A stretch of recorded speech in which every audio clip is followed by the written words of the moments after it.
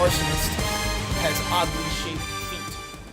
Welcome to the late edition of the FFL recap.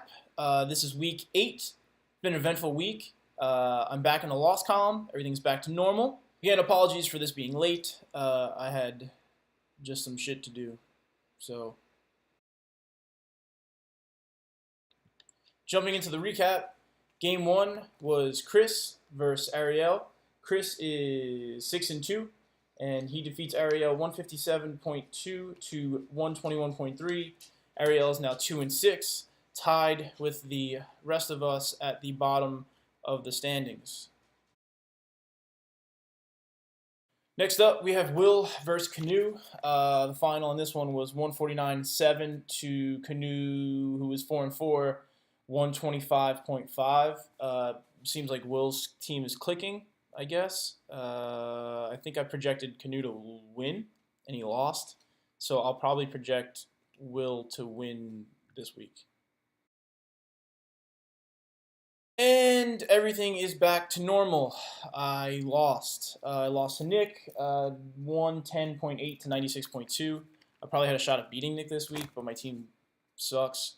I think I got like a combined 3.4 out of both my running backs. So, next up, we have Waylon defeating Rags. Final score, 119.8 to 101.1. Makes Rags 4-4. Jonathan Stewart is back for Waylon, and that seems to be a big factor for him. He has 4 touchdowns in the last 2 games played.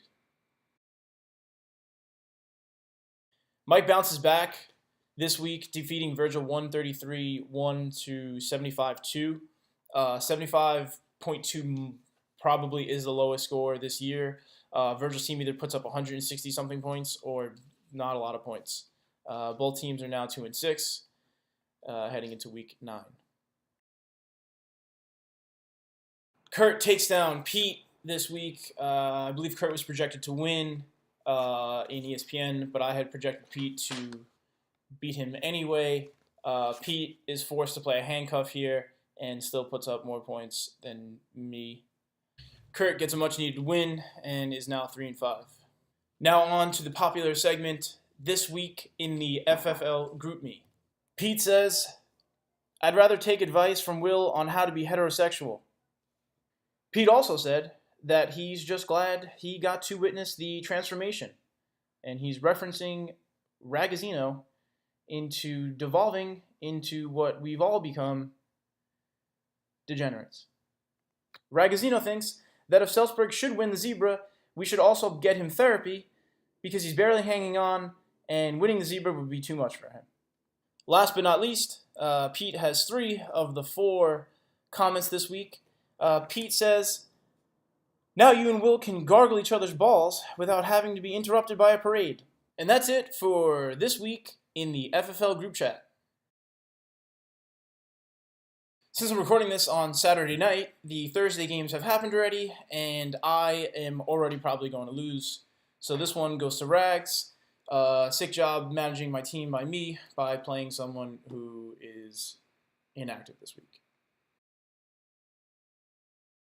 Again, because this is Saturday and Thursday happened already, Virgil had a pretty big night, and although Pete is being kept in the game by Matt Ryan, I think Virgil takes this one.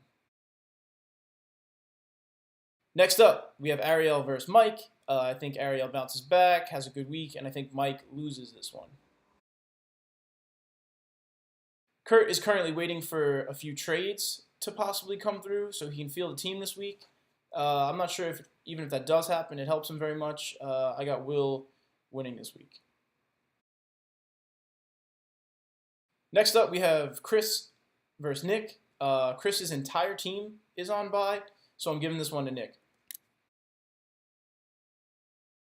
Last game of the week, we have Mike Whalen up against Canoe. I think Canoe upsets Whalen this week. Not sure why, but that's what I'm going with. That's it for week 8. Don't forget to set your clocks back. And I fucking hate all of you guys, so see you later.